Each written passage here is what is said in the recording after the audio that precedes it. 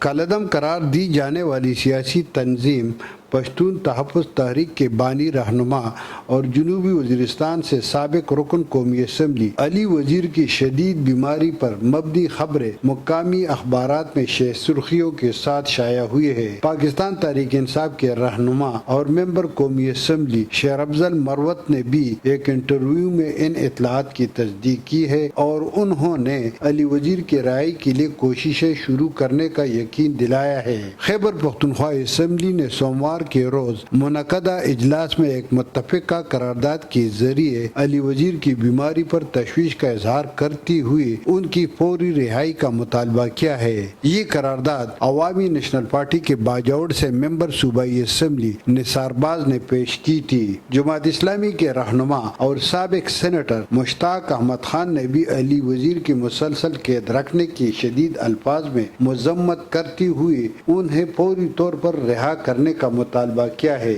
کالعدم تنظیم سے منسلک کارکنوں کے مطابق سکر جیل میں پچھلے کئی مہینوں سے قید علی وزیر جو گردوں کا مریض ہے کو تشویشناک حالت میں جیل کے اسپتال میں داخل کر دیا گیا ہے۔ جیل کے اس اسپتال میں کارکنوں کے بقول علاج معالجے کی سہولیات نہ ہونے کے برابر ہے اور کالعدم تنظیم کے کارکن اور رہنما علی وزیر کو کسی بھی بڑے سرکاری اسپتال منتقل کرنے کے مطالبے کر رہے ہیں۔ اتوار کے روز پشاور کے حیات آباد میں ہونے والے احتجاجی مظاہرے میں علی وزیر کی جلد از جلد رہا کرنے کا مطالبہ کیا گیا ہے۔ اسی مظاہرے میں ایک متفقہ قرارداد کے ذریعے علی وزیر کے علاوہ کالعدم تنظیم کے رہنماؤں نصیر افریدی اور عبدالصمد کے گرفتاری کی بھی شدید الفاظ میں مذمت کی گئی ہے۔ علی وزیر لگ بھگ 1 سال سے قید میں ہیں۔ اس دوران خیبر پختونخوا، بلوچستان، سندھ اور پنجاب کی مختلف عدالتوں نے انہیں ضمانت پر رہا کرنے کے احکامات صادر کیے ہیں، مگر حکومت